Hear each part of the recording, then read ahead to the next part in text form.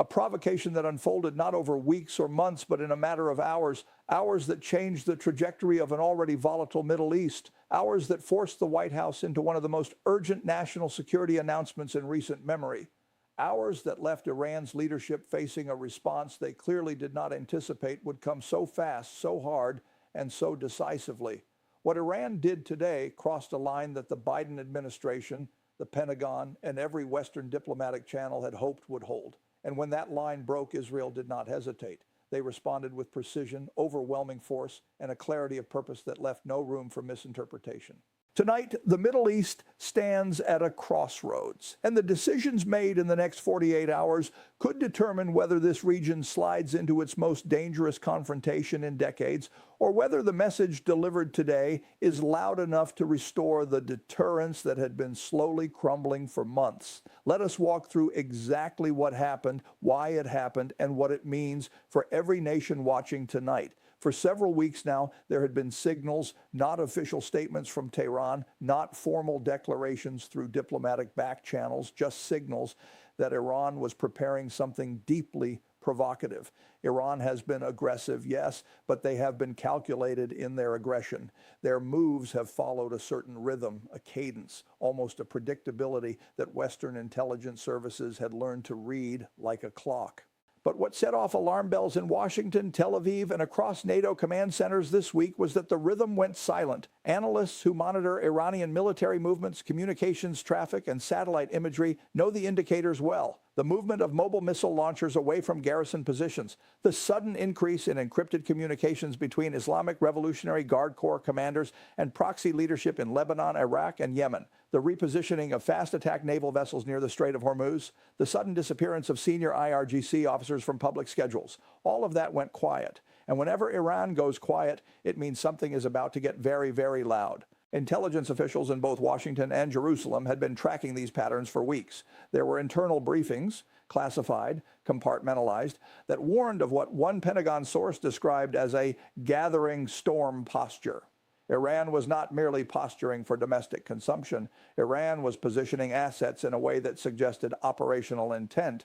The question was never whether Iran would act. The question was when and how far they would go. Tonight, we have the answer to both. Early this morning, United States Central Command detected what they described as a large-scale, coordinated military activation across multiple Iranian military districts, including the deployment of medium-range ballistic missile platforms that had not been moved from deep storage in over 14 months. These are the kinds of weapon systems that Iran only activates when they are signaling something very specific. Imminent strike capability, strategic deterrence escalation, or direct confrontation. American intelligence officers didn't know which category this fell into, or whether it fell into all three at once.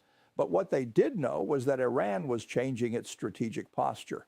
And when a state actor with ballistic missile capability and an extensive proxy network shifts its military posture without explanation, even by a small margin, every command center from the Pentagon to the Israeli Defense Forces headquarters in the Kiryat pays immediate attention. Within hours, satellite imagery confirmed the worst fears. Iran had not only repositioned missile assets, they had begun fueling procedures on several platforms. Fueling is not a drill. Fueling is not a signal. Fueling is preparation. And that preparation triggered an immediate cascade of emergency consultations between Washington, Jerusalem, London, and allied Gulf states. The clock, as one senior official later described it, had started ticking. The announcement issued by the White House tonight was not normal. It was not routine. It was not symbolic. It was urgent. Senior national security officials, after an emergency National Security Council meeting, described Iran's move as reckless, destabilizing, and perhaps most importantly, a direct and actionable threat to regional security and to the sovereignty of a key American ally. But provocation only works if the target hesitates. Israel did not. In fact, their response today was among the most comprehensive and rapid military actions we have seen in the entire history of the Israeli-Iranian shadow war. Here is what we know. Within 90 minutes of confirming Iran's ballistic missile activation, Israel launched a full-spectrum military response involving air, cyber, and intelligence assets operating across multiple theaters simultaneously. These were not the routine retaliatory airstrikes we have seen in Syria or southern Lebanon. These were deep penetration strike packages, advanced fighter platforms, electronic warfare aircraft, long-range standoff munitions, and intelligence-gathering drones. systems that Israel only deploys when they are preparing to neutralize a direct existential threat. The speed alone was remarkable, but the precision was what stunned military analysts around the world. Tonight, multiple defense sources confirmed that Israel launched coordinated strikes on Iranian military infrastructure targets, including a missile research and development facility near Isfahan that had recently been reactivated and expanded for what analysts believe was the final integration phase of an advanced guidance system for Iran's next-generation ballistic missiles. Israel struck before Iran could complete that integration. They hit the facility itself. They hit the underground command bunker connected to the facility by a reinforced tunnel network. They hit the logistics depots and transportation corridors that were likely preparing to move completed missile components to forward deployment positions near the Iraqi border. In other words, Israel targeted the entire operational chain, not just the weapon, but the infrastructure, the command architecture, and the supply network that would have made it deployable, the guidance system that would have made it operational. This is what made the White House's warning so urgent. Iran's provocation was not just symbolic, it was actionable. It represented the kind of capability advancement that could fundamentally alter the balance of deterrence in the Middle East if left unchecked. And Israel, understanding that fully, responded with force, not recklessly, not impulsively, but strategically. They did not carpet bomb population centers. They did not target civilian infrastructure or energy facilities. They hit the missile program. They hit the command and control network. They hit the logistical arteries that feed Iran's most dangerous military capabilities. And they did it with a level of accuracy that suggests months, possibly years' worth of intelligence preparation that had been waiting for exactly this moment. And here is where the story becomes even more significant. Western intelligence agencies now believe that Iran's latest provocation was designed to test the resolve of the Israeli-American alliance after months of diplomatic fatigue, internal political divisions in Israel, and growing international pressure to de-escalate. Iran wanted to see whether the alliance would fracture, delay, or issue hollow condemnations without meaningful action. But instead, the opposite happened. Israel and the United States did not fracture. They coordinated a response that was so swift, so synchronized, that even Tehran's military leadership appeared caught off guard. You do not get Iran's attention easily, but today, Israel did. Defense analysts speaking with international media under anonymity described Iran's latest escalation as strategic probing, a way to test red lines and measure response times while expanding their operational envelope incrementally. But Israel proved today that they remain both vigilant and lethal. Their strikes were not only accurate, they were sequenced so precisely that Iranian air defense systems were overwhelmed before they could establish effective countermeasures. That sequencing matters because it shows a level of real-time intelligence dominance that Iran cannot easily counter. It shows that Israel is not merely reacting to Iranian provocations. They are anticipating them, preparing for them, and executing responses with a sophistication that demonstrates complete operational superiority in the domains that matter most. This is not a country waiting to be attacked. This is a country that has already mapped every vulnerability in its adversary's architecture and is prepared to exploit each one the moment the threshold is crossed. As reports continued coming in throughout the evening, we learned more about the scale of Israel's response. Israeli Air Force squadrons carried out over 40 individual strike sorties, forcing Iranian air defense networks into sustained engagement mode that rapidly depleted interceptor reserves. Israeli cyber units targeted Iranian military communications infrastructure that had been hardened and upgraded in the last 18 months, disrupting coordination between IRGC field commanders and Central Command in Tehran. Israeli naval assets operating in the eastern Mediterranean reportedly neutralized surveillance and electronic warfare platforms used by Iranian proxies to monitor Israeli naval movements and provide early warning data. This was not just a retaliatory strike. This was not just a show of force. This was a systematic degradation of Iranian military capability. This was a strategic reset. And strategic reset is the one thing Iran has struggled to recover from since the elimination of Qasem Soleimani in January 2020. For every advance Iran has made in missile technology, proxy coordination, and regional influence, Israel has countered with something that fundamentally undermines the operational foundations of those advances. Tonight was the most dramatic example of that counter strategy we have ever seen executed in a single operation. Remember, Iran thought that international fatigue would provide them cover. They thought that divisions within Israeli politics would slow the decision-making process. They thought that the threat of regional escalation would deter a proportional response. But tonight, the exact opposite is happening. The international community is rallying behind the principle of self-defense. Israel's war cabinet acted with unprecedented unity and speed. And the scale of the response has made it clear that the cost of provocation now far exceeds the cost of restraint. Iran miscalculated. And that miscalculation may prove to be one of the most consequential strategic errors Tehran has made in a generation. What makes this moment so critical and so dangerous is that Iran's latest provocation happened at a time when Supreme Leader Ayatollah Ali Khamenei is under extraordinary internal pressure. Hardliners within the IRGC want a direct military confrontation to restore national prestige. Reformists want diplomatic engagement to ease crippling economic sanctions. The Iranian public wants economic relief and an end to international isolation. And regional proxy leaders in Hezbollah, Hamas, and the Houthis want continued support and strategic direction from Tehran. Khamenei is balancing these demands while managing a fractured economy, widespread public discontent, and an increasingly unpredictable geopolitical landscape. And when leaders in that position make sudden aggressive moves, they are not doing it from strength. They are doing it from pressure. They are doing it from vulnerability. Tonight's provocation was not the action of a confident regime. It was the action of a regime that feels cornered, and that is in many ways more dangerous than a regime acting from a position of power.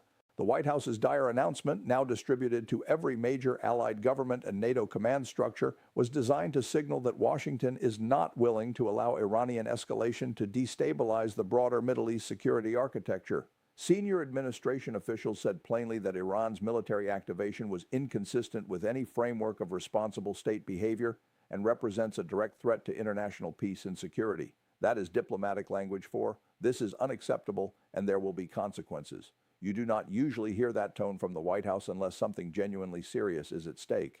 And tonight, the gravity in every official's voice, in every carefully worded statement, made it unmistakably clear this is a moment the administration considers a potential turning point. Meanwhile, Israel's prime minister addressed the nation in a measured, resolute speech tonight. He said, "We did not seek this confrontation, but we will not shrink from it." He said, "Every nation has the right to defend itself against those who seek its destruction, and tonight we exercise that right with the full strength and precision of the Israel Defense Forces." And he said, "Let this be understood clearly by Tehran, by its proxies, and by the world. Anyone who threatens the existence of the state of Israel will meet a response they will not forget." These are not rhetorical flourishes. These are statements from a nation that understands just how high the stakes have become and is willing to bear the weight of decisive action rather than accept the slow erosion of its security. Here is what makes the situation even more concerning. Iran's latest provocation was not isolated. Along with the ballistic missile activation, Hezbollah also mobilized additional rocket units along the Lebanese border, repositioning launchers closer to Israeli population centers. Houthi forces in Yemen launched 2 anti-ship missiles targeting commercial vessels in the Red Sea connected to Israeli-linked shipping routes. Iranian-backed militia groups in Iraq increased drone surveillance operations targeting American military installations in the region. All of this happened within the same 72-hour window. When Iran moves multiple pieces on the board at once, it means something larger is underway. This was not a single provocation. This was a coordinated multi-theater escalation designed to stretch Israeli and American attention across as many fronts as possible. Intelligence analysts are now considering several possibilities. One is that Iran is preparing for a sustained escalation campaign designed to wear down Israeli and American military readiness through constant pressure across multiple fronts. Another is that Iran is attempting to create a crisis large enough to force international diplomatic intervention on terms favorable to Tehran, essentially using the threat of war as leverage for sanctions relief. A third possibility, the one worrying officials the most, is that Iran is attempting to establish a new normal of aggressive military posturing that gradually normalizes higher levels of threat, making a future first strike more feasible and less predictable. But today, Israel took that card off the table. They did not issue a statement and wait. They did not defer to multilateral negotiations. They did not allow the provocation to stand unanswered while committees deliberated. They struck with devastating precision and unmistakable intent. What we are watching now is a test of deterrence. Iran wants to see how far it can push before the consequences become unbearable. Israel wants to show that the consequences are immediate, severe, and non-negotiable. The United States wants to prevent a full-scale regional war that could draw in American forces and destabilize global energy markets. And the broader international community wants to prevent a nuclear-armed Iran from emerging out of this crisis, emboldened and unchecked. Every decision made in the coming days will be measured against these competing objectives, and the margin for error is razor thin. Tonight, we have heard from Pentagon officials who are now monitoring Iranian military channels in real time for any indication of a second wave response. They say Iranian air defenses remain on high alert across multiple provinces. They say there are early indications that IRGC commanders are conducting damage assessments at several of the targeted sites, suggesting the strikes achieved significant operational impact. And they say Iran's decision to activate ballistic missile platforms was likely part of a broader coercion strategy intended to force concessions on multiple fronts, from the nuclear negotiations to sanctions enforcement to proxy support in Gaza and Lebanon. But Israel is not backing down. In fact, Israel is reinforcing. Their response today, on swift, precise, and comprehensive, sent a message to Iran that the era of unanswered provocation is over. And it sent a message to Washington that Israel remains the most capable and willing partner in maintaining security and stability in the most volatile region on Earth. As the night goes on, we expect more details to emerge about what exactly Iran hoped to achieve with this provocative escalation. But what we do know is that the White House's dire announcement was timely. It reinforced the strength of the American-Israeli alliance at a moment when adversaries were testing its limits. It put Iran and its proxies on formal notice that further escalation will not be tolerated, and it provided a framework for Allied response that could shape the diplomatic and military landscape for months to come. What happens next will depend on what Iran does in the next 48 to 72 hours. If they de-escalate and return to diplomatic channels, this moment will be remembered as the provocation that backfired. The moment Iran overplayed its hand and was met with consequences it could not absorb. If they escalate further, Israel and the United States have already shown they are prepared, positioned, and willing to respond at every level. They have shown they are ready to respond, and the world is watching. And tonight, for the first time in years, Iran appears to be recalculating. Tehran is quiet, too quiet. And when Iran is quiet after a night like this, it means they are thinking. It means they are choosing their next move very carefully. Because tonight, Iran learned something they have been told before, but refuse to believe, that Israel's reach extends far beyond its borders, that American commitment to its allies is not merely rhetorical, and that provocation without preparation for the consequences is not strategy, it is recklessness. This story is far from over. But tonight, one thing is clear. Deterrence has been restored, at least for now. The alliance between Washington and Jerusalem has never been more operationally unified, and the message to every actor in this region, state and non-state alike, is that the line exists, it is real, and crossing it comes with a cost that no nation, no matter how bold, can afford to ignore. And we will be here, watching every detail as the next phase unfolds.